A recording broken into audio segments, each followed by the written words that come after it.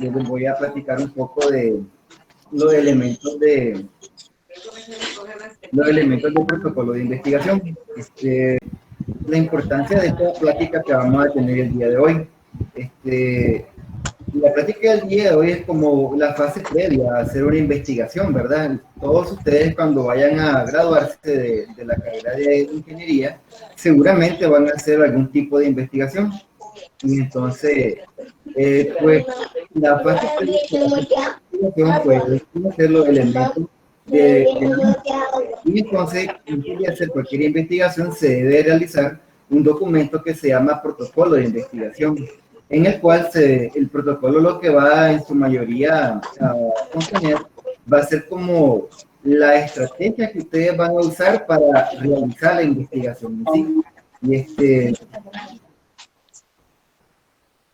sí tenemos la diapositiva ahí. Entonces, ahorita que está en la diapositiva ahí, que ustedes la puedan ver, ya la profesora dijo que mi nombre es Denis Hernández y pues soy docente de sistemas. El contenido de la...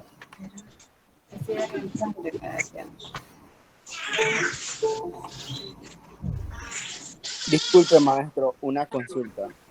Dígame. Y bueno, también un comunicado para todos. Hay varios que tienen el micrófono encendido y con mucho respeto les quiero decirle que si lo pueden apagar y pues pongamos a lo que usted está diciendo. Muchísimas gracias. Disculpe. Ahora sí. ¿Qué pregunta?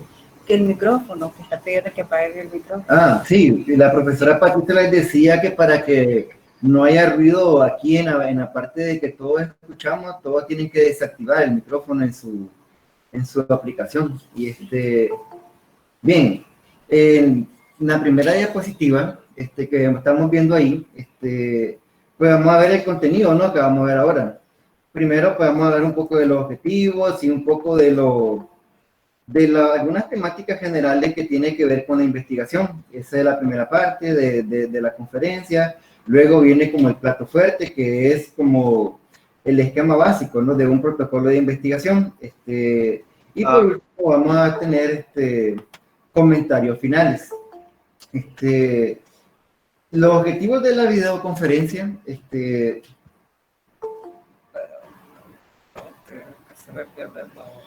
mire que en su materia de redacción técnica, como esto es para que ustedes tengan así un sustento conceptual del protocolo de investigación, mire que en su objetivo pues tenían 3 tipos de objetivos en su estructura de la clase, particularmente de la unidad.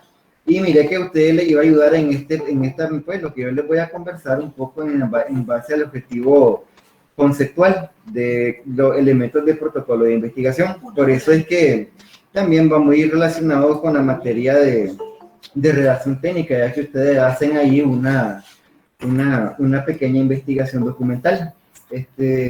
Bueno, el objetivo de la conferencia es que los alumnos puedan distinguir los diferentes elementos del protocolo de investigación como parte fundamental del proceso de investigación utilizando el método científico, ¿verdad? En esa parte voy a hacer un poco de realce, ya que antes de que iniciemos así en lleno con los elementos, quiero decir de que hay como en términos de investigación, ustedes pueden utilizar el método científico para generar ciencia o para generar conocimiento. Pero también muchos ocupan en las carreras, comúnmente aquí en la universidad, como son investigaciones de pregrado, mucho utilizamos acá el método científico, pero aplicado no para generar conocimiento, sino aplicado a un proyecto.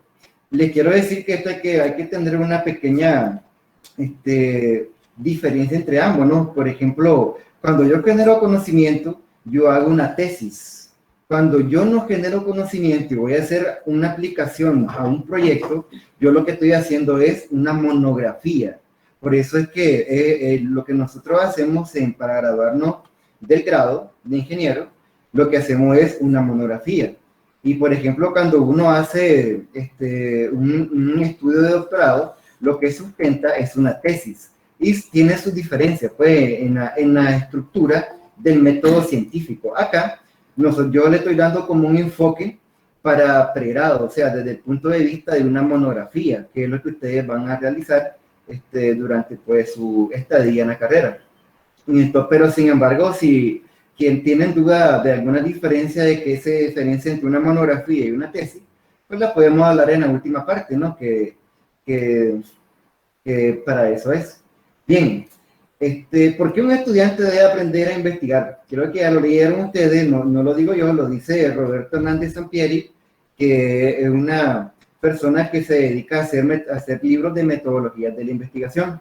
Y como dice por ahí en el párrafo, en algún momento de su vida, ustedes van a tener que realizar algún tipo de investigación, como les dije, como profesionales, comúnmente aplicado a un proyecto. O sea, no van a hacer investigación pura. Pero entonces, si ustedes no conocen cuáles son los elementos de un protocolo de investigación, los elementos que lleva una investigación experimental, entonces ustedes pueden estar en desventaja debido a que en este mundo que vivimos hoy, el que no tiene la información, pues está un poco como que en desventaja con respecto a cualquier profesional. Hoy en día nosotros, aunque estudiamos cualquier carrera, debemos de conocer un poco de cómo encontrar la información dentro del internet, ¿no? Y por eso ustedes tienen que conocer un poco cómo hacer una investigación, es particularmente cómo hacer una investigación documental. En este caso, ustedes que son de primer año, que es lo que van a hacer inicialmente en esta materia de redacción técnica. El ciclo de conocimiento científico humano actualmente está regido por esas cuatro regiones que vemos allá. La educación, cuando evoluciona, se convierte en ciencia. La academia, cuando se genera conocimiento, se convierte en ciencia. Pero esa ciencia siempre lo vemos nosotros reflejado en la manipulación, en la creación de tecnología, o nosotros le llamamos acá en Latinoamérica desarrollo tecnológico. Todas las tecnologías que ustedes están actualmente utilizando, un investigador seguramente hizo un protocolo, hizo un proyecto de investigación, hizo experimentos, hizo pruebas y después pues desarrolló seguramente una patente y después con ella de la mano un desarrollo tecnológico. Luego, también como en un ciclo, la tecnología siempre crea innovación, por eso siempre va de la mano que crea tecnología, siempre ustedes van a escuchar la palabra innovación, pues cuando de la mano con tecnología.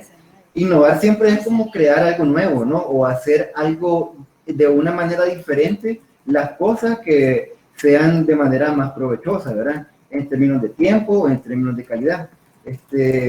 Pero la innovación siempre está de la mano con la tecnología y pues teniendo innovación, la innovación luego se convierte en educación porque eso se convierte después en que nosotros debemos de aprender pues las cosas nuevas que van saliendo, ¿no? Por ejemplo, hace mucho el lenguaje de programación Java no era a lo mejor el lenguaje más popular como lo es ahora, pero alguien innovó y alguien creó el lenguaje, alguien creó Android y ahora todos como usamos celulares, entonces se convirtió en educación y ahora se hace necesario aprender a utilizar Android y aprender a utilizar incluso los lenguajes, ¿no? Entonces a eso se refiere. Que esas cuatro regiones están siempre interrelacionadas, ¿no? Y ese,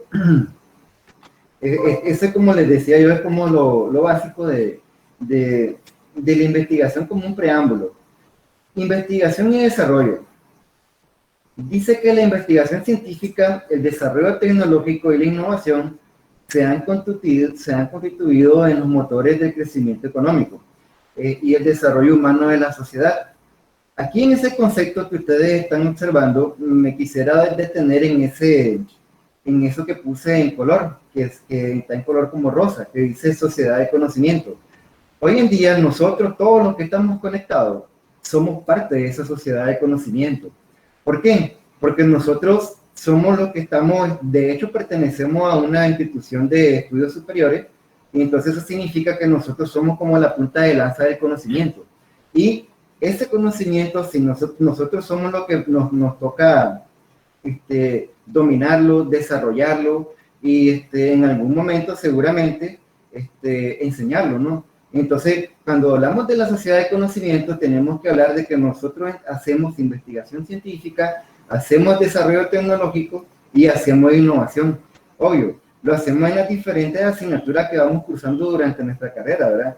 Pero quiero que ustedes, cuando ustedes estén investigando, por ejemplo, ahorita que están recibiendo clases online, ustedes están utilizando muchas herramientas de Google, que es un motor de búsqueda, están utilizando muchas herramientas de lectura y muchas herramientas, por ejemplo, este programa que estamos nosotros para hacer esta videoconferencia.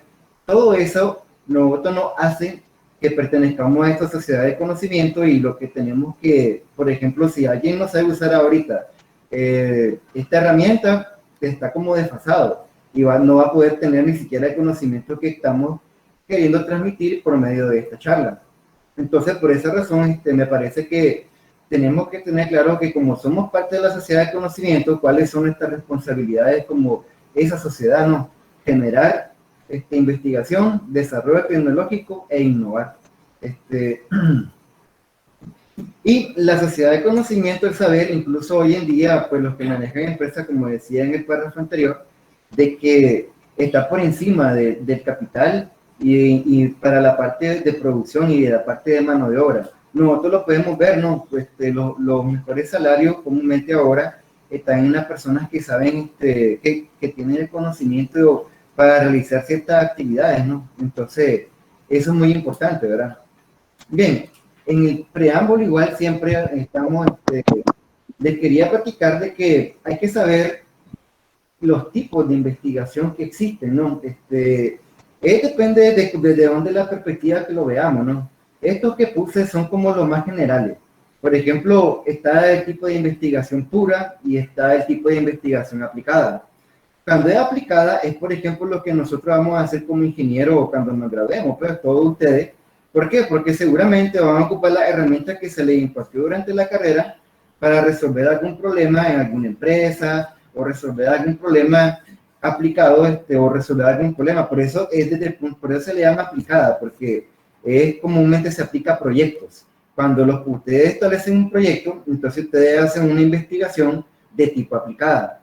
¿Qué sería una investigación pura? Por ejemplo, si ustedes en una tesis, ustedes, no sé, o un investigador tiene, no sé, una nueva fórmula matemática que nunca ha sido resuelta y de repente fue resuelta el día de hoy, eso sería como una investigación pura. Cuando la investigación es pura, comúnmente generan conocimiento.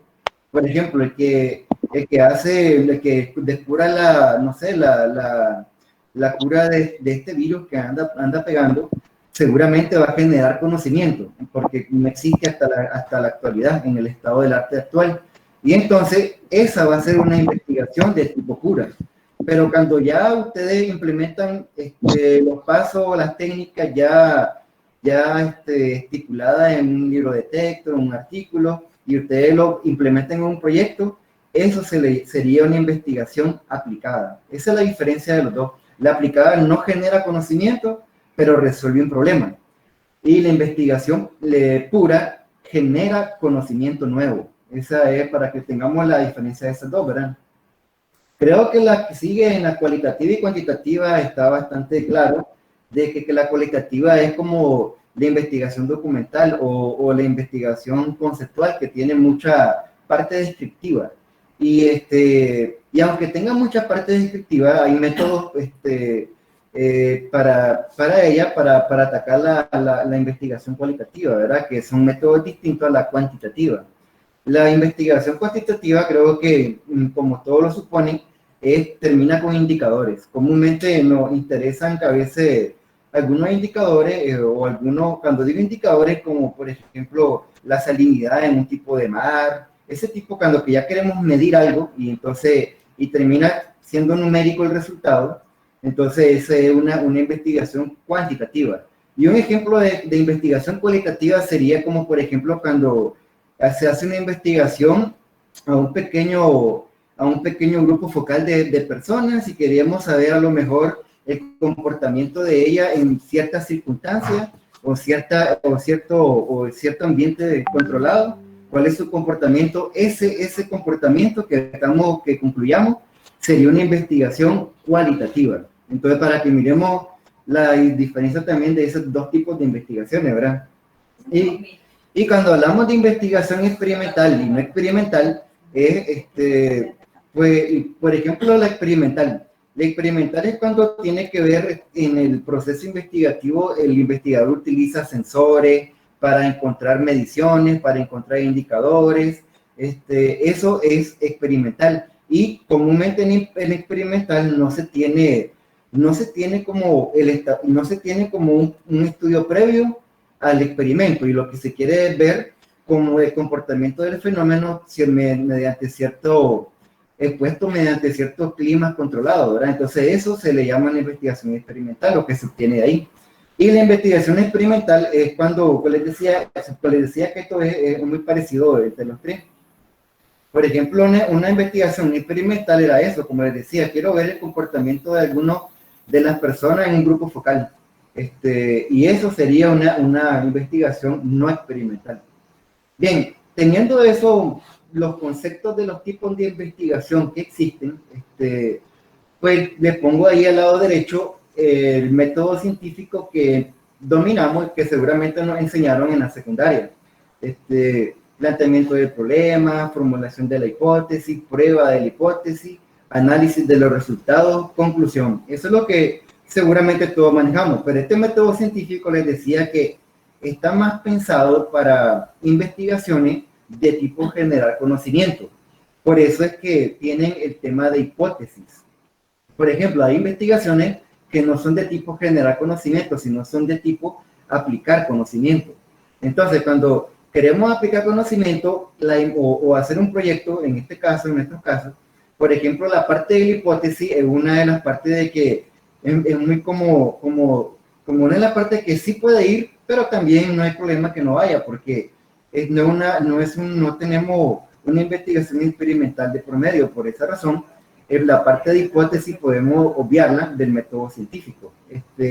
Y como así su correspondencia entre las secciones de un protocolo de investigación pensado para un proyecto y el método científico, es lo que pueden ver ahí en la diapositiva. Entonces, los elementos más o menos ahí lo tienen, ya ustedes ya lo están viendo, sin embargo, lo vamos a poner más de manera formal, ¿verdad? Pero ahí ya miramos que lo que son antecedentes, planteamiento del problema y objetivos pertenecen al planteamiento del problema del método científico. Ya después lo que es la formulación de hipótesis, si es para proyecto, no tiene que ir forzadamente, ¿verdad? La justificación del estudio, el marco teórico, la metodología de la investigación, programa de proyecto, presupuesto y fuente, pertenecen a la etapa previa al análisis de resultados del método científico. Eso es como para que asociemos y correspondamos los dos conocimientos, ¿no? que tenemos con lo que estamos viendo aquí en la materia, ¿no? Entonces a nosotros nos interesa lo que está al lado derecho, describirlo, que esos son los elementos que posee pues un protocolo de investigación. Y entonces miremoslo con detalle cada uno de ellos y pues miremos ahí qué trae, cómo se hacen, qué inconvenientes traen. El esquema básico de un protocolo de investigación es que está ahí en la pantalla. Sin embargo, quiero antes de mencionar cada uno que no es una camisa de fuerza que tenga exactamente esos elementos que están ahí, ¿verdad? En mi experiencia que he hecho protocolo, por ejemplo, el protocolo para la uni, que he hecho aquí investigación, tiene que llevar beneficiarios. Y si se fijan ahí, beneficiarios desde el punto de vista social. Y en el que yo estoy proponiendo, pues no lo pone, porque, como les decía, no es una camisa de fuerza. Hay ciertos elementos que ciertas instituciones le pueden agregar o otras instituciones le pueden quitar, ¿verdad? Pero estos elementos que he puesto ahorita, los que ustedes tienen en pantalla, pues son los elementos como clave, por así decirlo, que cualquier protocolo debe de llevar. Puede ser de que tenga más, pero creo que esto es como mínimo es lo que debe de llevar. Entonces debe llevar un título, debe llevar un resumen, debe llevar una introducción, los antecedentes históricos del problema. A veces los antecedentes históricos los dividen como dos secciones.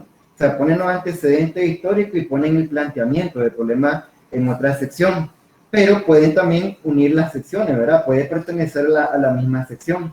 Pues después seguiría la justificación, luego seguiría el marco teórico y luego seguiría los objetivos de investigación. Aquí también quiero detenerme porque he visto que algunas instituciones ponen los objetivos de la investigación después de la justificación.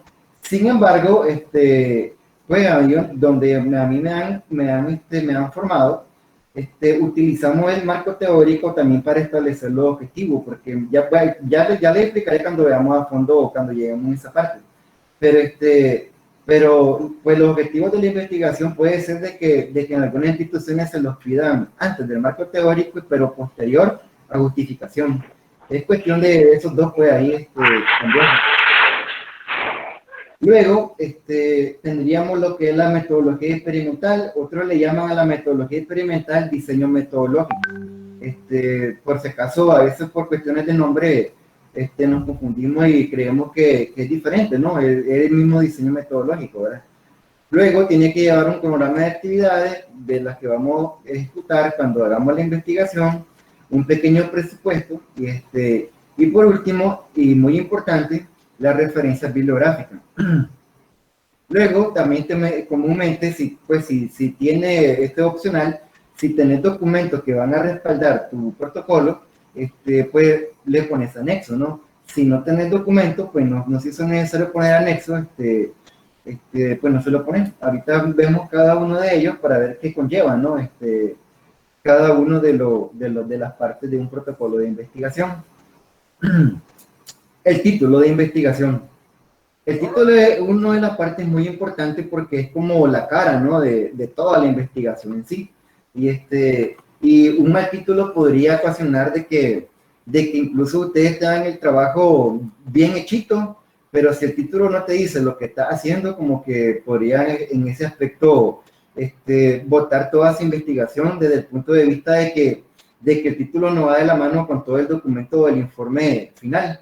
Entonces, por esa razón, el título es muy importante que nosotros le demos nuestro tiempo para establecerlo. Lo recomendable es que sea corto, no necesitamos que sea un título tan extenso, corto, que sea preciso, busquemos las palabras, a veces nosotros cuando hacemos el resumen de todo el tema, buscamos las palabras clave y técnicas.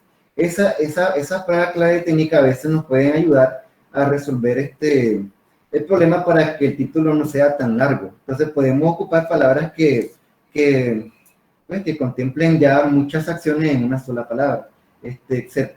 Cuando sea preciso me refiero a que sea claro y conciso. O sea, muchas veces nosotros le ponemos al título, no sé, 3 líneas, 4 líneas, y no, hay que buscar a decir lo que vamos a hacernos.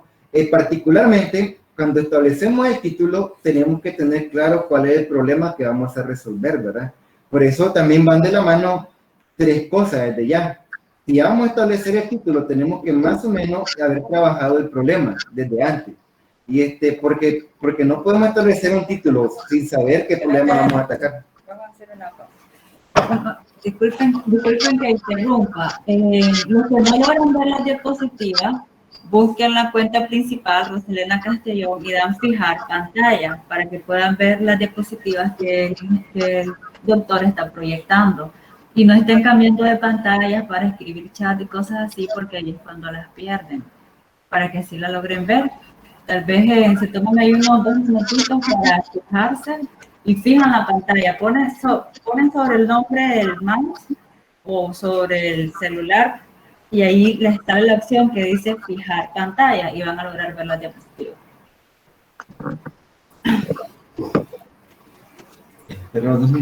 Sí, porque están ahí.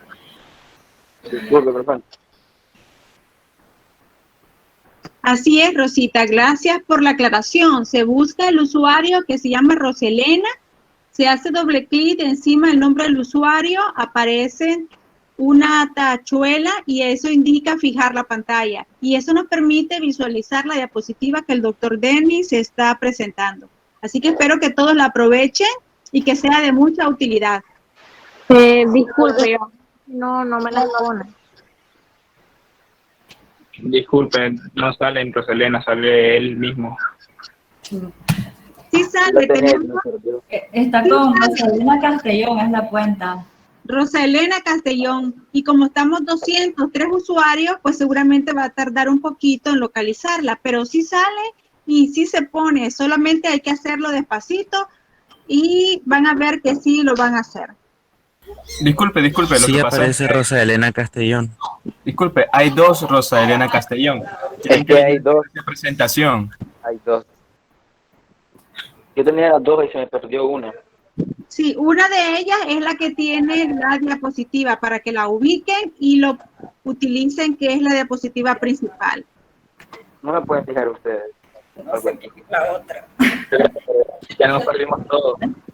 Loco, pero sí ahí está. Se la envío más noche, escríbame mi número y yo se la envío más noche. Dice título de investigación. Ese es. Ajá, título de Sí investigación. aparece, está correcto. Ya estamos. Listo, pues, continuamos. Sí. No, Sí, Listo. ese título de investigación, porque ahí en esa parte estamos ahorita. Todos estamos ahí. Espero que sí. yo Entonces, solo sí, apagué ese micrófono.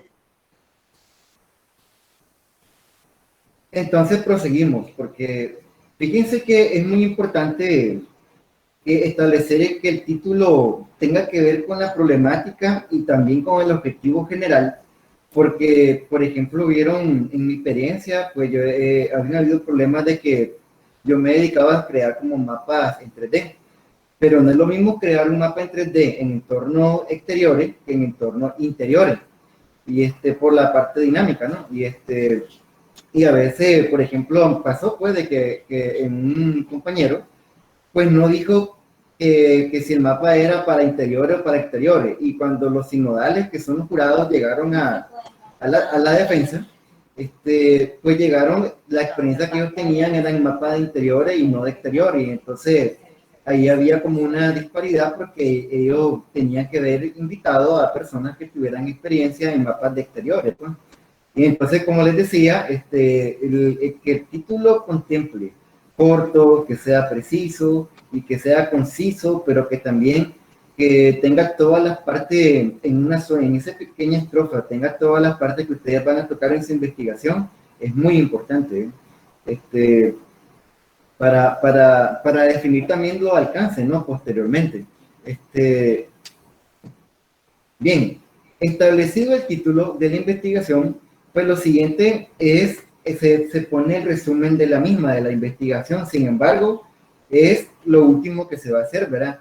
Este resumen seguramente va a cambiar en el informe final, pero en el protocolo a veces, para tener una idea del que está leyendo y te va a hablar del proyecto, para aprobártelo o desaprobártelo, seguramente quiere tener una idea de todo lo que se va a hacer en la investigación, y eso es lo que va a establecer en el resumen, ¿no? Debe dar una idea clara al lector sobre cuál es la pregunta central que la investigación pretende responder y cuál es la justificación de la misma.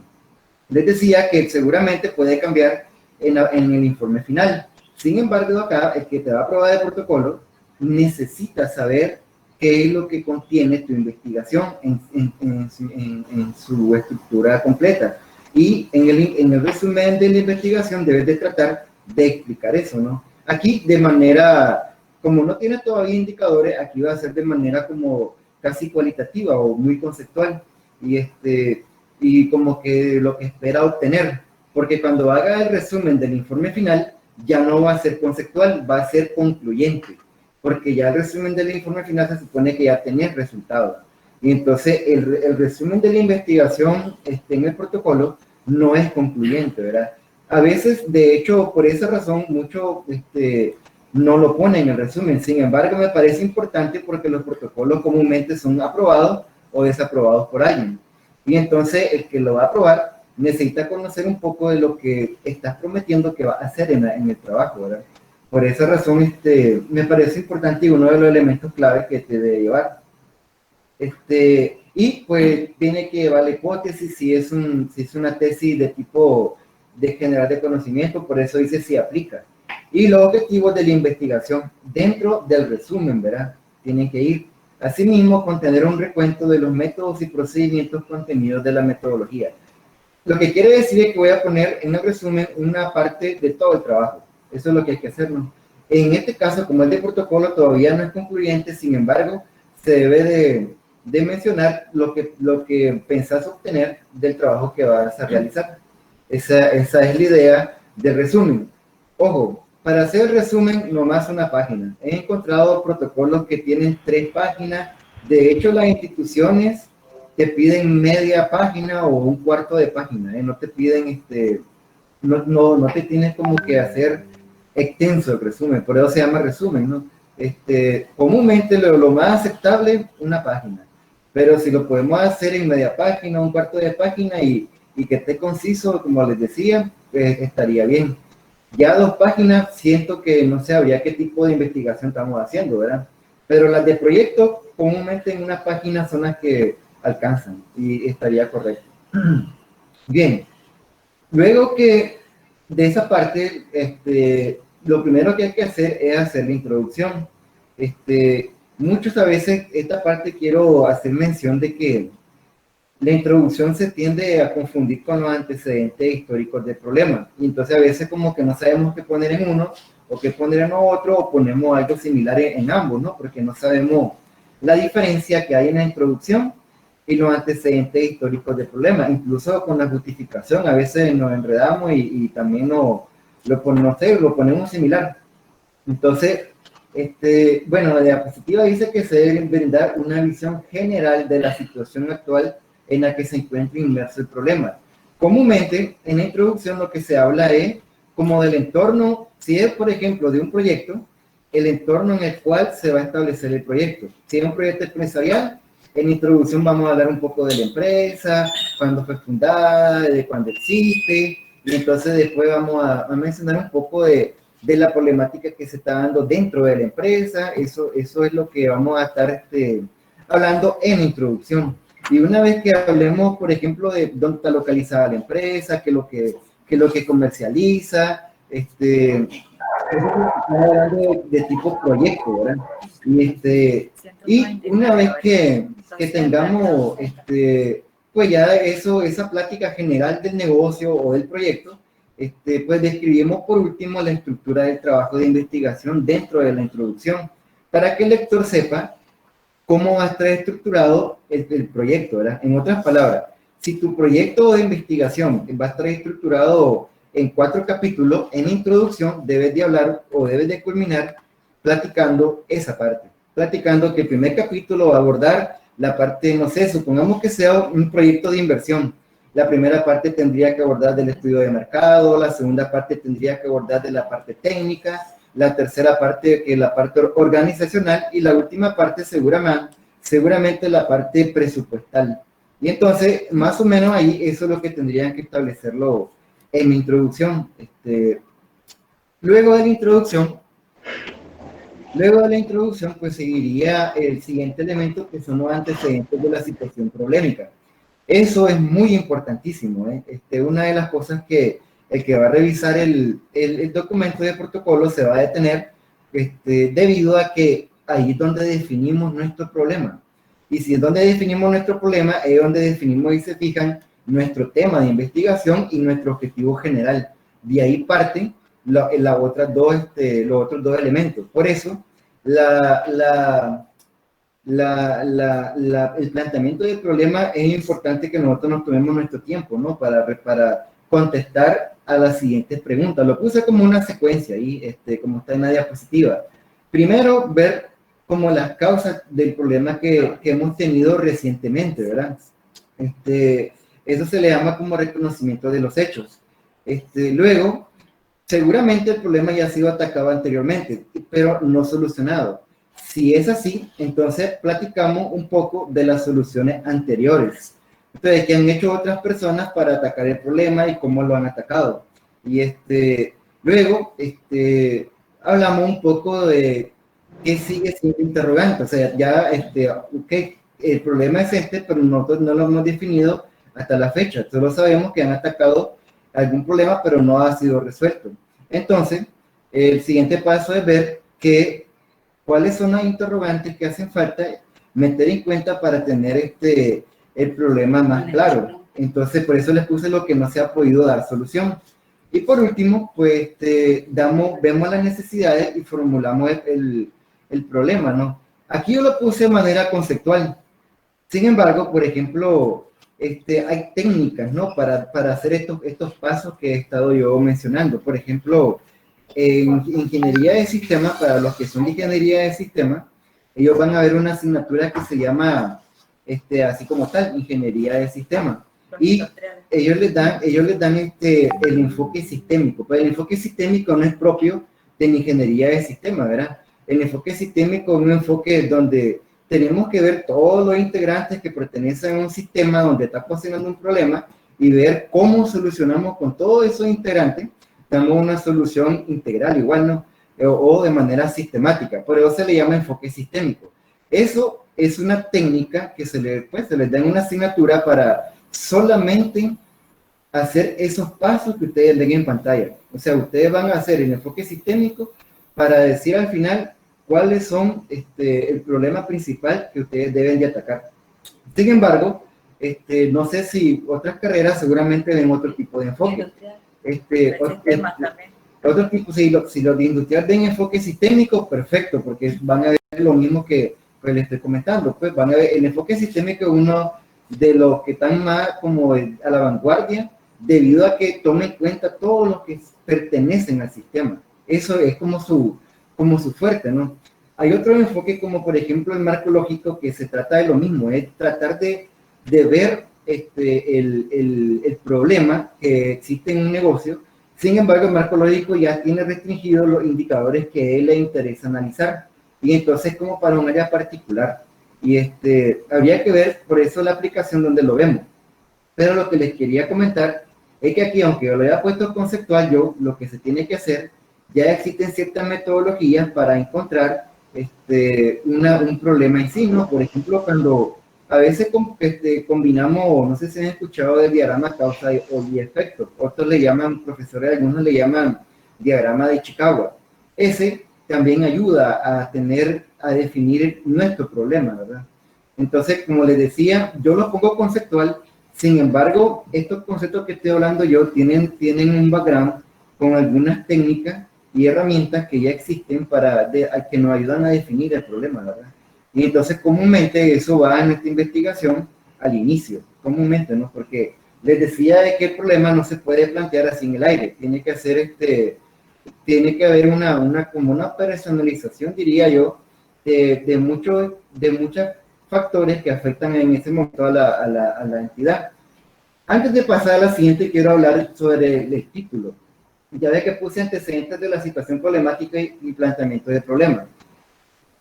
En la experiencia que yo he tenido, les decía de que en los antecedentes a la situación problemática, dentro de los antecedentes, yo defino el problema, comúnmente, ¿verdad? Pero otras personas o otros autores recomiendan de que se haga por separado también. O sea, ¿qué hablo en los antecedentes de la situación polémica? Pues hablo que si vieron otros autores con otros estudios antes de mí, ¿verdad? Hablo cómo se ha resuelto o cómo se ha tratado de resolver el problema en el negocio, en el proyecto o en la empresa. Antes de mí, eso serían los antecedentes de la situación polémica. ¿Qué es lo que no es antecedente? Ojo, porque quiero decir esto, porque lo he visto que los estudiantes cometen error. ¿Qué es lo que no es antecedente? Por ejemplo, si en España hicieron el mismo proyecto y ellos hicieron un documento en el cual tienen ahí como antecedente o experiencia de lo que ellos hicieron en España, muchos estudiantes o no sé si docentes creen que ese documento es parte del antecedente de la situación polémica que tengo yo acá en Nicaragua. Y entonces, y no, falso, ¿verdad? El documento que se hizo en España es un documento que yo lo puedo tomar como referencia a mi experiencia o a mi situación polémica. Como es una referencia, entonces ya no es un antecedente mío, se convierte en un marco teórico mío, no en una referencia, perdón, no en un antecedente a mi situación polémica, a menos que esa situación que pasó en otro país o en otro momento o en otra empresa tuvo que tener incidencia en el proyecto que yo estoy haciendo, ¿verdad? Si tuvo incidencia en el proyecto que yo estoy haciendo, sí se convierte en un antecedente histórico mío. Pero si no tuvo incidencia y son dos proyectos mutuamente independientes, entonces no tiene por qué estar en antecedentes de la situación polémica. Eso es algo, un detalle que quería aclarar, ¿verdad? Todo lo que tenga incidencia en nuestro problema es antecedente nuestro. Lo que no tenga incidencia, aunque se parezca, no es antecedente nuestro, es marco teórico. Entonces, para que lo tengamos claro esa parte, y tengamos la diferencia entre marco teórico y antecedente a la situación problemática, ¿verdad? Bien, y ya después, si ustedes quieren plantear ya en un párrafo, cuando ponen planteamiento la situación de problema como un ítem aparte, yo no pongan 3 hojas de planteamiento de problema. Ya plantearon antecedentes a la situación polémica y como están poniendo en un ítem aparte, media página donde hablen, bueno, el problema principal o el problema a resolver en esta investigación es, y ponen un parrafito ahí. Entonces no tiene que extenderse mucho, ¿verdad? Entonces, para si lo hacen con 2 ítems aparte y se lo hacen el mismo, entonces ese parrafito debería de ser el último ítem de los antecedentes de la situación problemática. Quería hacer esta aclaración porque a veces en esta parte fíjense que tenemos muchas equivocaciones en esta parte, pues, y quería hacer esa aclaración.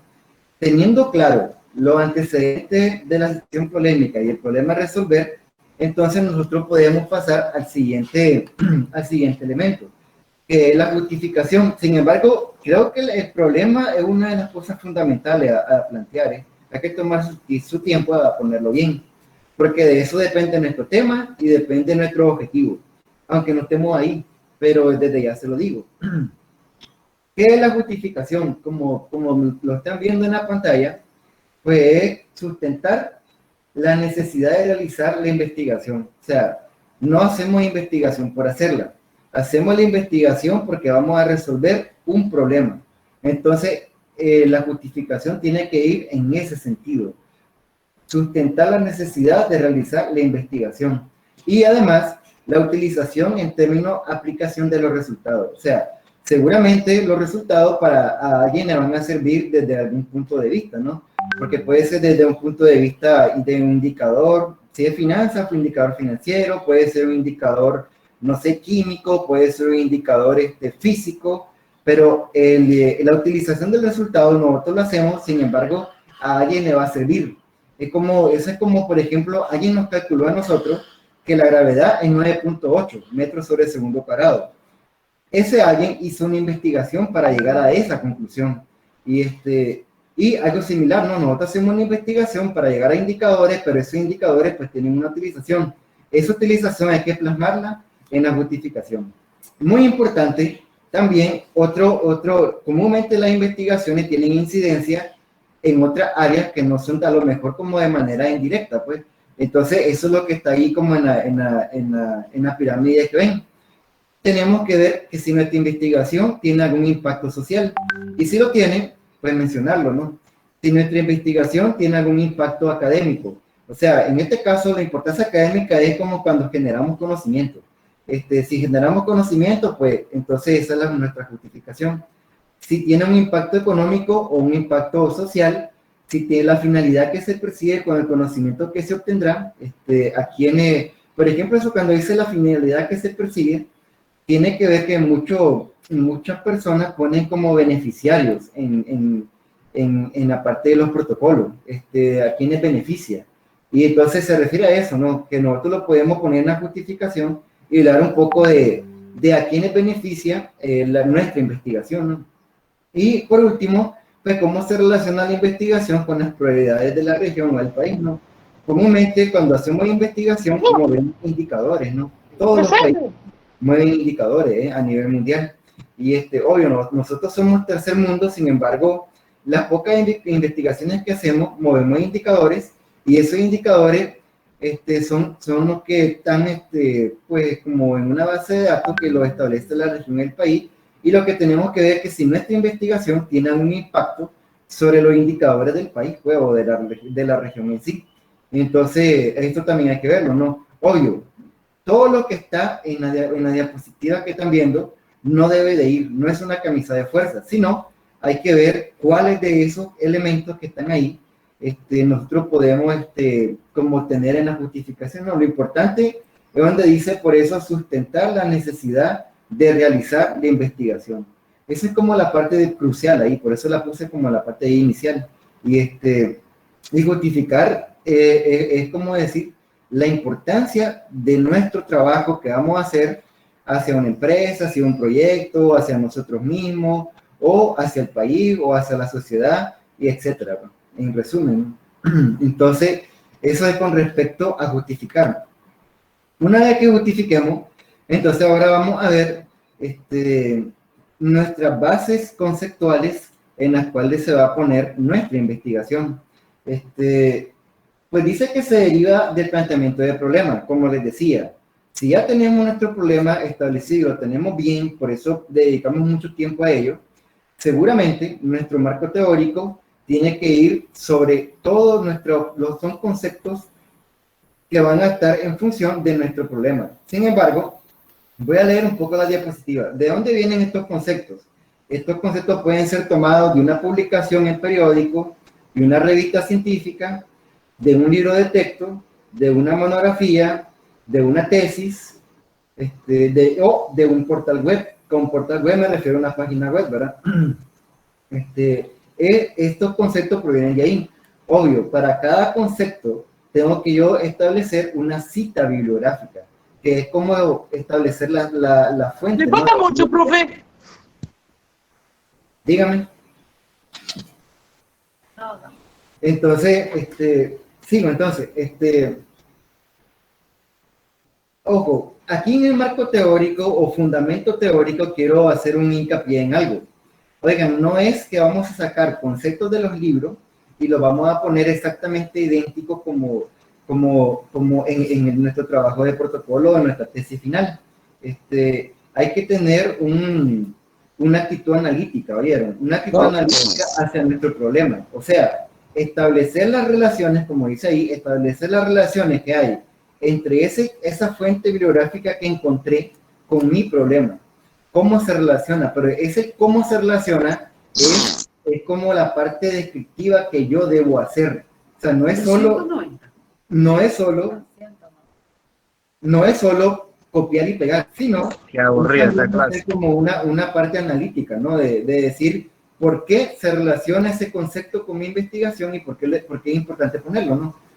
Por eso todos los conceptos van a establecer nuestro sustento de la investigación, que se ha hecho para resolver el problema, requiere una exhaustiva revisión de bibliografía, que no se ha logrado conocer, determinar, verificar o probar, ¿no?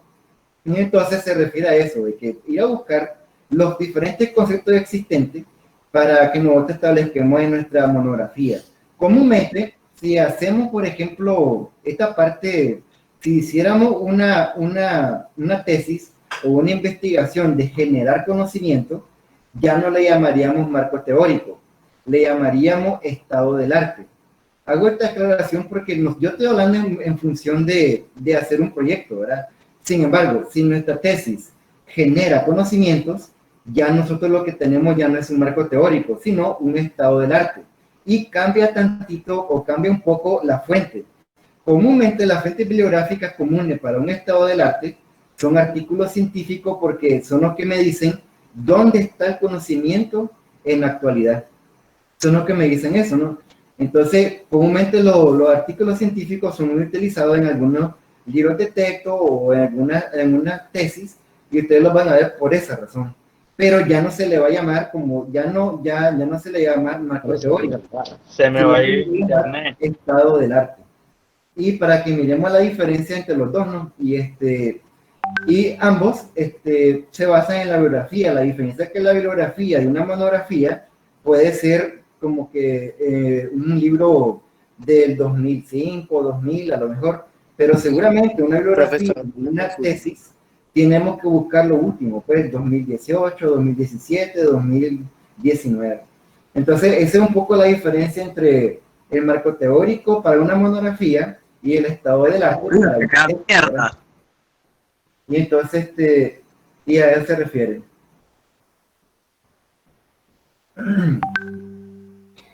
Profesor. Dígame. En esta parte donde dice el marco, fundamento teórico, creo que es viable también recalcar en lo de que es nuestra bibliografía, en parte de cómo también citar este tipo de cosas, porque usted también dijo algo de copiar y pegar, ¿verdad?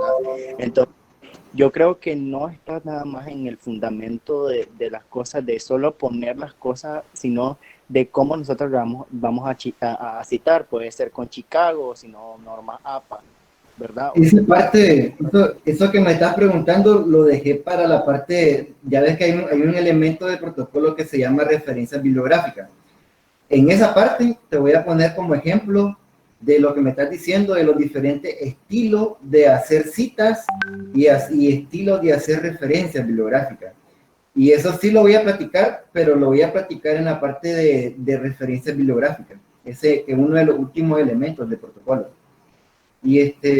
Pero ahorita lo que en la parte de marco teórico, lo que me interesaba que ustedes se apropiaran es de cómo lo que debe de ir. O sea, debe de ir como un aspecto analítico de ustedes, a la par los conceptos de los diferentes que tienen que ver, de los diferentes conceptos que ustedes investigaron, pero que tienen que ver con tu situación problemática. Además de eso, creo... Digo esto de nuevo Sí. porque a veces evito conceptos de que no tienen nada que ver con nuestro problema, pero lo ponemos de todos modos. Entonces no es así, ¿verdad? No se trata de acumular páginas, sino hacer un marco teórico bastante, como diría yo, bastante bueno en el sentido de que sí tenga que ver con tu estructura de tesis. En otras palabras, con tu situación problemática y a la misma vez que te le den sustento a tu metodología. Porque seguramente en la metodología ya no tienes que hablar, a veces he visto que hacen conceptos ya en la parte de la parte metodológica. Y por ejemplo, ahí está incorrecto porque si ya tenés la parte de marco teórico para eso, entonces no, en la parte de metodología, centrate en en implementar la metodología que vas a hacer para resolver el problema, ya no en concepto. Entonces, no me estoy enfocando por eso en las citas todavía, pero cuando lleguemos al elemento de referencia bibliográfica, ahí traigo algunos ejemplos de lo que tú me Pero estás... creo que es viable, ¿me escucha? Sí.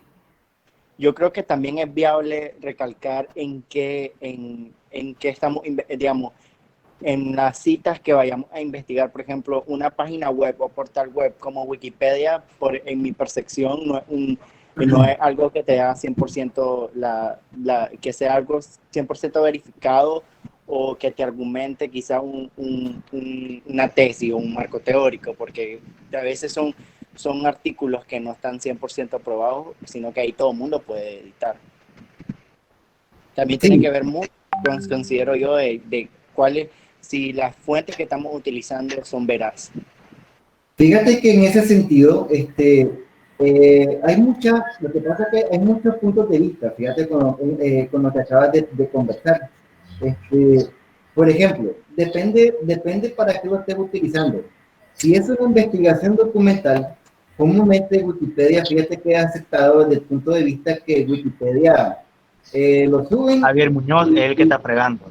Lo suben en Wikipedia y comúnmente otras personas que lo leen lo corrigen y entonces comienzan, es corregido por la comunidad, pues, en otras palabras, como tú dices, no se sabe si la fuente es buena o mala porque la comunidad es la que lo corrige. O sea, no hay una institución o no hay una estandarización de algo así.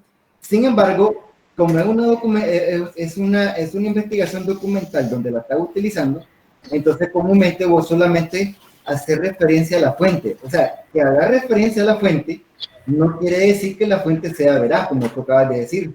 Pero creo que el marco teórico no te está diciendo que sí es veraz o no. Lo que te está diciendo es que haga una referencia a la fuente. Obvio, el lector, en mi caso, si yo soy el revisor o soy el que voy a probar el protocolo de inversión, o el lector, igual que se supone que vos como profesional tenés que buscar hacer la primera... Javier Muñoz. La primera separación entre información inconfiable e información no tan confiable, porque hay fake news, ¿no? Y entonces, esa parte tú eres como el primer filtro. Sin embargo, el revisor tiene que hacer el segundo filtro, ¿no? Y decirte, oye, esta información que estás poniendo acá, para tipo de investigación que estás haciendo no es como aceptable. Por ejemplo, si yo estaría haciendo la investigación de, no sé, de la búsqueda de la cura del coronavirus, yo no puedo establecerme en Wikipedia como referencia. Entonces, ¿por qué? Porque Wikipedia como no es tan seria para ese nivel de investigación, porque estoy generando conocimiento. Porque es importante, ahí entra mucho, por eso dije que lo que van a hacer así como un doctorado, lo que les piden es hacer como referencia artículos, y todos los artículos que sean de Journal Cital Report, que es el JCR, que son artículos que pertenecen a comunidades científicas y artículos que los científicos mismos hacen así como que hacen que tan veraz la información está ahí. Y entonces, por ejemplo, si vas a hacer una tesis donde vas a generar conocimiento, yo te recomendaría hacer que tu referencia bibliográfica tienen que ser de tipo JCR, la mayoría. Ni siquiera libros, ni siquiera, porque los libros están desfasados a veces. Pero si vas a hacer una investigación documental, como la investigación es generar, es como, ya vamos a ver un poco cuando es una investigación documental, ¿no? Cuando hago una investigación documental, es cuando agarro varias fuentes como libro, una revista, de un mismo tema en particular o en específico, tomo de diferentes fuentes y genero como un documento único de todas las fuentes. Y a esa investigación que generé, un documento único de todas las fuentes, se le llama investigación documental. Porque lo que hice fue una conglomeración de conocimiento, no generé conocimiento. Entonces, lo que en resumen fue, sí, hay que hacer un filtro de la información que tan veraz es, pero no hay así un estándar, pues el filtro eres tú y el siguiente filtro es el revisor. O sea, en otras palabras, yo te puedo decir que Wikipedia no la acepto, pero seguramente otro maestro o otro investigador te puede decir que sí la aceptan. Entonces, no hay un estándar que te rige o que te obligue que de decirte sí o no, pues. Pero lo que sí puedo saber es que para tesis de monografía, por ejemplo, aquí en pregrado de la uni, Wikipedia lo he visto en varias monografías y pues no nos podemos poner cerrados porque sí a veces hay información buena en Wikipedia y como es revisada por autores, o sea, yo puedo revisar una información de Wikipedia y corregirla, entonces se acepta, pues, pero al final no estás cometiendo un error porque vos solo estás haciendo una referencia a un documento que alguien más lo hizo, pues, y entonces desde ese punto de vista, pues estás cumpliendo con hacer un marco teórico, que es como darle crédito a la persona que lo hizo, pues, y así la persona que lo hizo mal, pues entonces tener una referencia mala, pero como te digo, habría que ver quién te revise, pues. Eso no es así como unas normas o estándar, pues es algo que está como a criterio de cada quien actualmente, pues, actualmente. Sin embargo, como en mi experiencia que yo he estado en pregrado, se acepta la Wikipedia. A nivel de posgrado, los docentes las personas investigadoras, como estamos buscando generar conocimiento, no aceptamos ese tipo de fuentes. Comúnmente ni siquiera a veces los libros de texto te aceptan. Allí como buscamos aceptarte el libro de revistas científicas que están indizadas en algún índice, entonces internacional, entonces buscamos eso, que son las que están bien revisadas. Bien, siguiendo ya con los elementos de la investigación, llegamos a una parte crucial, que son los objetivos de la investigación. Todo el mundo, me imagino que ya manejan ustedes que hay dos tipos de objetivos, uno general y particulares. En esto me quiero centrar más que en la parte que ustedes ya conocen, de que el objetivo general no pierdan de vista que tiene que tener una estrecha relación con la problemática y con el tema de investigación. La relación que tiene que tener entre la problemática y el tema de investigación es bastante grande y cualquier revisor seguramente se va a centrar en ver esa relación. Y yo me centraría ahorita en hacer énfasis en eso, ¿verdad? O sea, cuidado, redactan el objetivo específico sin tener definido el problema, ¿verdad? Cuidado, redactan el tema de investigación sin tener definido el problema. Yo pienso que lo primero que tenemos que tener definido para hacer un protocolo de investigación es el problema que vamos a atacar. Partiendo de ahí, establecemos nuestro objetivo y partiendo de ahí establecemos nuestro tema de investigación para que pues, tengan cuidado con eso. Y comenzar a hacer 10, 13 objetivos específicos. Eso se mira, aunque no sea malo, tampoco no hay nada obligado de que te diga que es malo ni que nada de eso. Sin embargo, creo que también el tener muchos objetivos específicos desde el punto de vista técnico o actividades no es correcto. Entonces las actividades, las operaciones ya van a estar en su momento para establecerlas, ¿verdad? Y no se deben de establecer como objetivo, pues. Entonces, para que tengamos claro eso, ¿eh? Y como consejo, vuelvo y repito, de que si tienen 4 unidades de su investigación, o entonces hay que buscar hacer, en base a esas 4 unidades, los objetivos específicos. Entonces, siguiendo con el siguiente elemento, esta parte de metodología y la investigación es una de las partes cruciales del protocolo. Primero, establecemos el diseño de la investigación. En ella, lo que hay que decir es como el tipo de investigación que vamos a hacer, ¿no?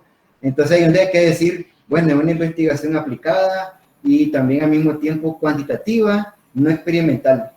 No experimental implica la mayoría que las tesis que hacen en sistema e industrial comúnmente son no experimentales, comúnmente, porque no llevan experimentos de promedio, ¿verdad? O sea, ¿cuándo hay experimentos de promedio? Es cuando utilizamos, por ejemplo, mediciones de algún tipo de sensor, hacemos experimentos de prueba y error, entonces hacemos una medición, entonces ese tipo ya de investigación es una investigación experimental.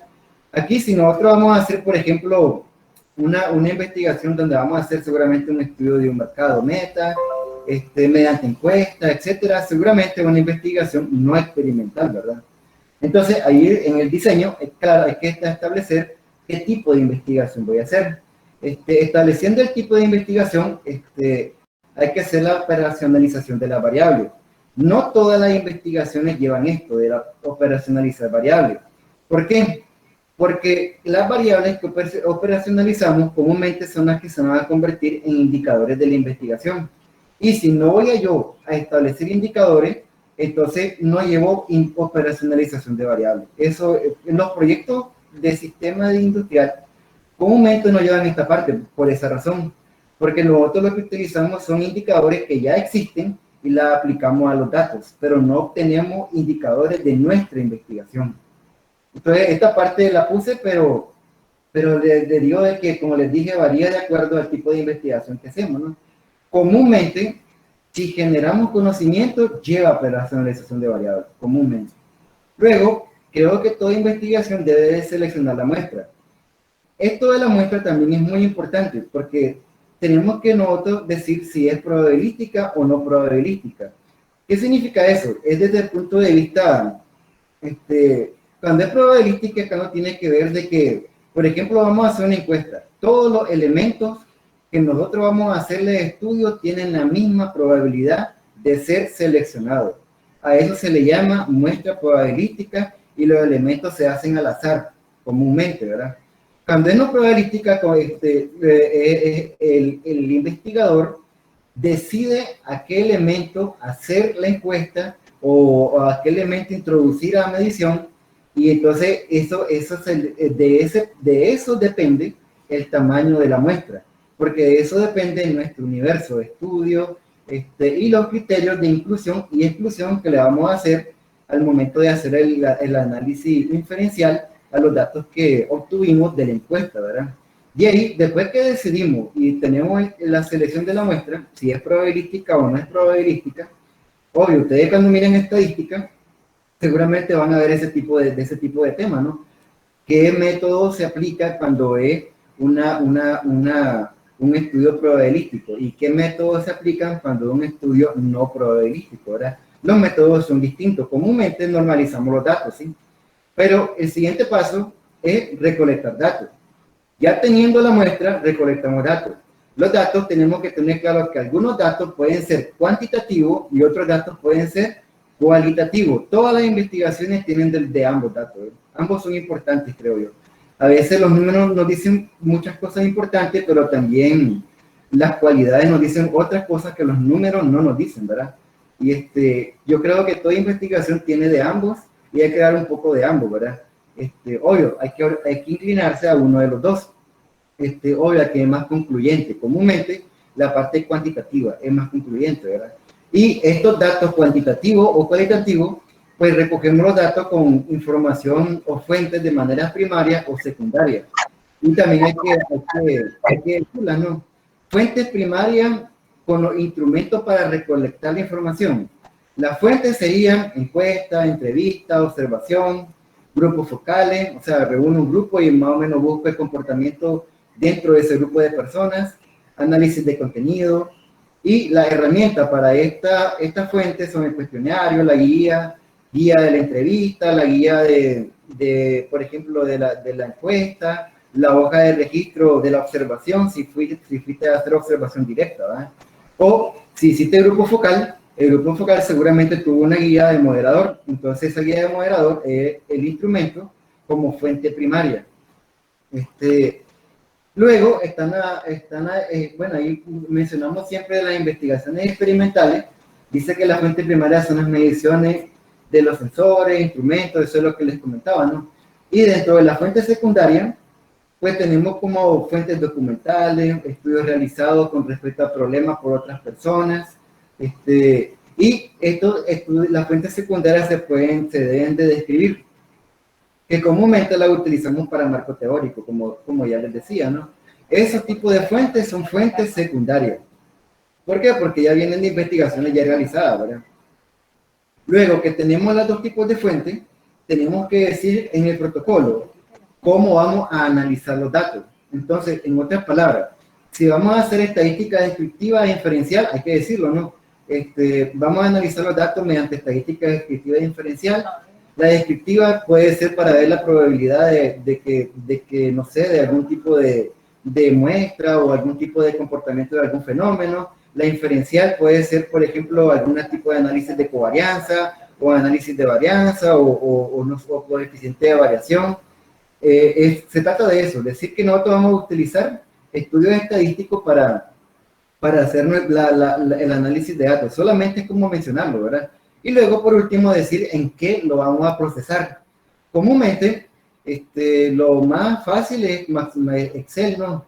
Pero si ya tenés conocimiento de algún sistema para procesar información, como un Big Data, puede ser MATLAB, puede ser SAS, o puede ser SPSS, como está ahí en la diapositiva, ¿no? Entonces, es muy importante que nosotros digamos que utilizaríamos para el análisis de los datos, ¿no? Pues una computadora con Excel, y entonces ya decirlo desde ya, ¿no? Esa es la idea, decir como la herramienta. Una vez que tengamos la metodología, lo siguiente sería como hacer en cuánto tiempo pensamos hacer nuestra investigación. Entonces, eso se le llama cronograma de trabajo o cronograma de actividades. ¿Qué debe llevar? Hay diferentes estilos para hacer este cronograma de actividades. Debe llevar las etapas de la investigación, las actividades de cada etapa, los periodos de tiempo y los responsables. Y yo les pongo 3 métodos para hacer este diagrama. El más usado, creo que a nivel mundial, es el diagrama de Gantt. Ya lo tiene Excel, incluso ya hay un programa de Microsoft para hacer diagramas de Gantt que se llama Microsoft Project. Pero si ustedes quieren hacer como un proyecto más complejo y tienen un proyecto casi como que de más detalle, entonces les recomiendo hacer diagramas de tipo PER. Los diagramas PER sirven para lo mismo, ¿eh? Y les voy a poner un ejemplo de los 3 diagramas que pongo ahí. Y el último ejemplo es el método de la cadena crítica. Y un ejemplo de cada uno de ellos, estamos observándolo ahí. El diagrama de Gantt es el diagrama que se hace con barra. Y creo que es el que más conocimiento tienen y es el más común. El diagrama lo van a ver como para los que más que van a hacer actividades de tipo producción, ¿verdad? Los ingenieros industriales. Seguramente no se van a capear de hacerlo y entonces van a hacerlo seguramente con una aplicación, el diagrama PER. Y el método de la cadena crítica, pues, es como ustedes miran ahí, establecer como los cuellos de botella, ¿no? ¿Cuáles son nuestras secuencias de actividades a realizar? Y dónde termina una para el inicio de la siguiente, ¿no? Esas son las tres tipos para hacer el cronograma de actividades. Teniendo el cronograma de actividades, lo último que faltaría es hacer ya como nuestro presupuesto. Todo protocolo de investigación, no le puede faltar un presupuesto. Y el presupuesto de los protocolos de investigación comúnmente van a llevar lo que ustedes están viendo. Miren, aquí les puse, no, esperen, pongan con la anterior. Miren, por ejemplo, puse las aplicaciones para hacer cronogramas de actividades. Esos que están ahí son links, oyeron, cuando me imagino que les van a hacer llegar a la diapositiva, esos que están ahí son links. Y esos que están ahí pueden ustedes ocupar no tiene que instalar esa máquina para hacer un programa de actividad. Creo que el único que no tiene es Excel, pero ahí todos los que están ahí están en línea. Y más o menos se los puse para que lo observaran con detalle, pero ustedes lo miren, ¿no? Las diferentes herramientas y formas que hay de hacerlo por medio de en línea, ¿no? Los programas de actividades. Y entonces les decía que lo siguiente sería establecer el presupuesto, ¿verdad? Comúnmente el presupuesto lleva estos elementos que estoy mostrándoles. Tengo que hablar de la inversión en activo fijo que voy a poner. Tengo que poner el gasto corriente. El gasto corriente se refiere, por ejemplo, no sé si ya vieron contabilidad, pero supongo que sí, a esta altura. Son primer año. Y pero en contabilidad financiera seguramente les van a decir que todo lo que es gasto corriente es los gastos a corto plazo o gastos circulantes, por así decirlo. Y entonces eso les van a decir de que pues son papelería, suministro, es consumible, ese tipo de cosas es lo que lleva ese presupuesto. Es un presupuesto a corto plazo comúnmente. Y la parte de largo plazo es el gasto de la inversión, ¿verdad? Como miran por ahí ustedes ya lo dividen, ¿no? Gasto de inversión, conceptos corrientes, y la parte de arriba lo que te está dividiendo es la fuente de financiamiento. Si viene el fuente de financiamiento de parte pública o del Estado, pues la establecemos aparte y con la parte privada, ¿no? Y si viene de una institución, también se establece aparte. A eso se refiere para que tengamos diferenciado de dónde viene cada partida, ¿verdad? Del presupuesto. Eso es muy importante establecerlo. Ya por último, vendría la referencia bibliográfica. Las referencias bibliográficas tienen dos partes que son muy importantes. Decía hay un muchacho que hace poco habló. Cada referencia bibliográfica está asociada o relacionada a una cita bibliográfica que fue utilizada en el documento, ¿verdad? En el documento seguramente la pudieron haber usado en marco teórico y la pudieron haber usado en la parte metodológica. Sin embargo, no puede haber una referencia bibliográfica que no tenga una cita, y al revés también. No puede haber una cita bibliográfica que no tenga una referencia bibliográfica. Platico un poco la diferencia entre ambas. La cita bibliográfica es cuando ustedes citaron la fuente de donde tomaron el escrito. Por ejemplo, en marco teórico, ustedes en algún libro tocaron un parrafito de algún concepto. Ese concepto lo pusieron en marco teórico. Y entonces tuvieron que haber hecho una cita bibliográfica de la fuente de donde lo tomaron. Pero la forma de citar es como ustedes están ahí viendo. Si se fijan, puse dos ejemplos ahí. Esos dos ejemplos que están ahí son normas APA, pero esos dos ejemplos que están ahí es un ejemplo de cómo citar bibliográficamente dentro del informe. Eso va en el marco teórico. Y luego, en esta parte donde estamos ahorita, que se llama referencia bibliográfica o bibliografía, como ustedes le quieran llamar, el equivalente a esa cita bibliográfica que está ahí, sería eso que vemos por aquí, igual con norma APA, ¿verdad? Ese sería como el equivalente, para que miren la diferencia de hacer la cita bibliográfica y la referencia bibliográfica. Hablemos un poco de esto en función de lo que me decía el muchacho que me preguntó. Y entonces, ahí le pongo en esa tabla 5 tipos o estilos de referencia bibliográfica.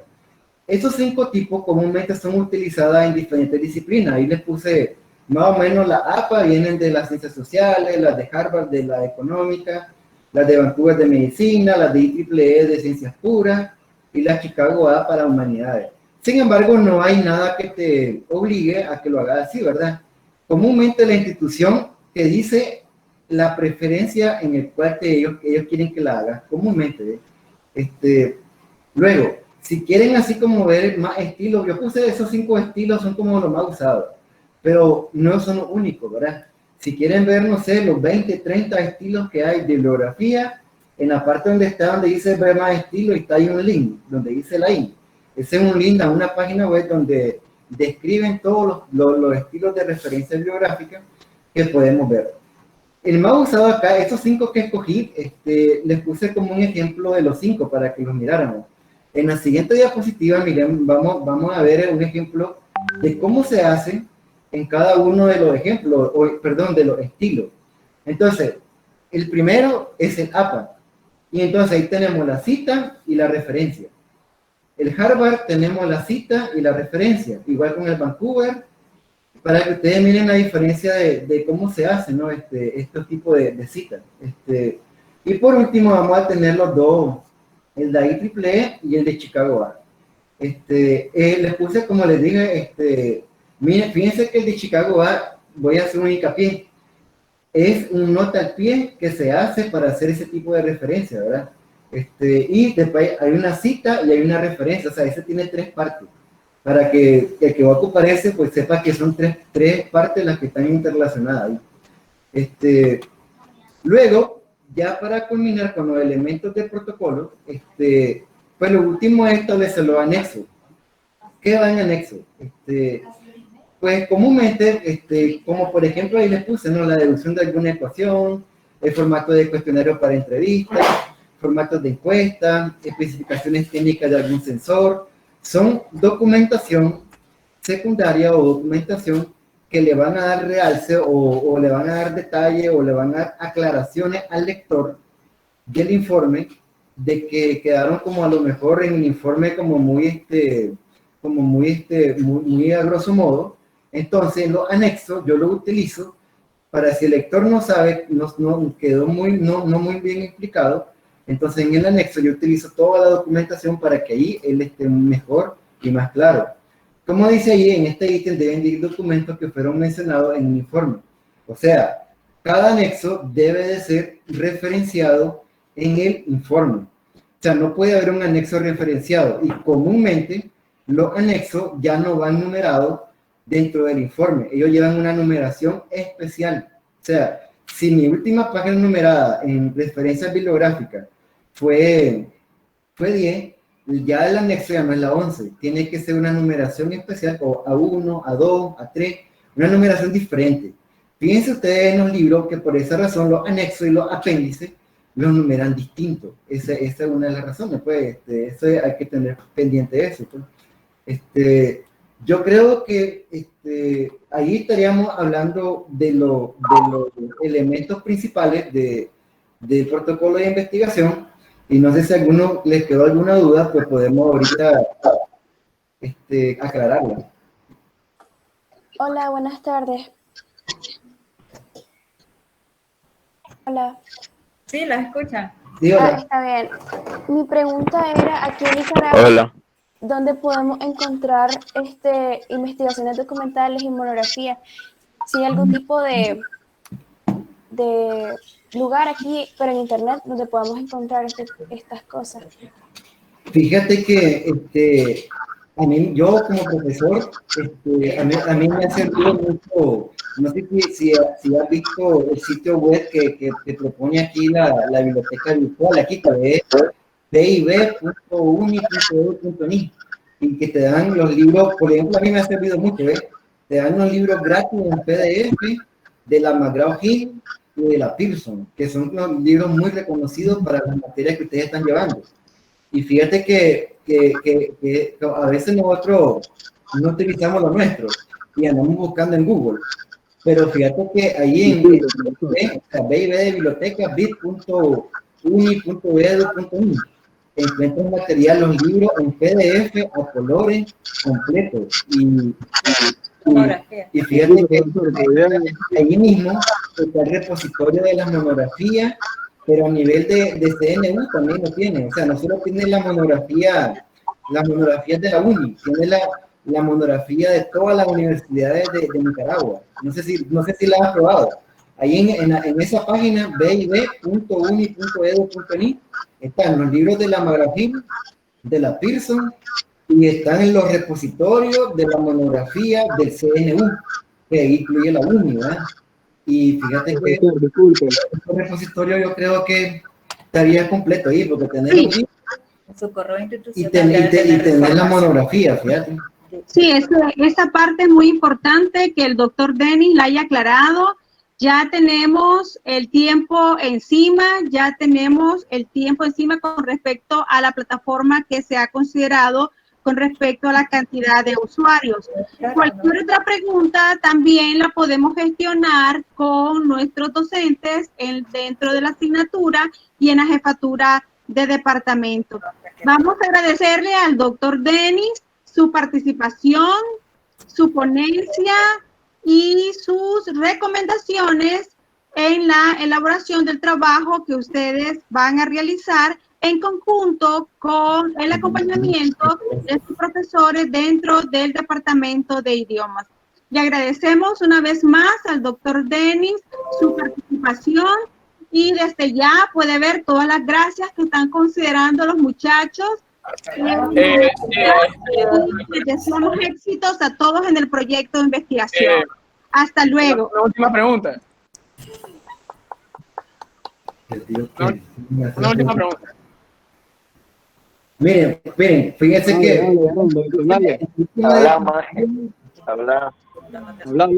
Que ya no puedes hacer preguntas. No, o sea, el trabajo tengo entendido que es para este domingo, ¿no? Eso lo miran con los profesores. Pregúntaselo a tu maestra. Una pregunta. Chavalo, cállate. Hola, buenas tardes. Tengo una pregunta. ¿Podrían volver a ver que...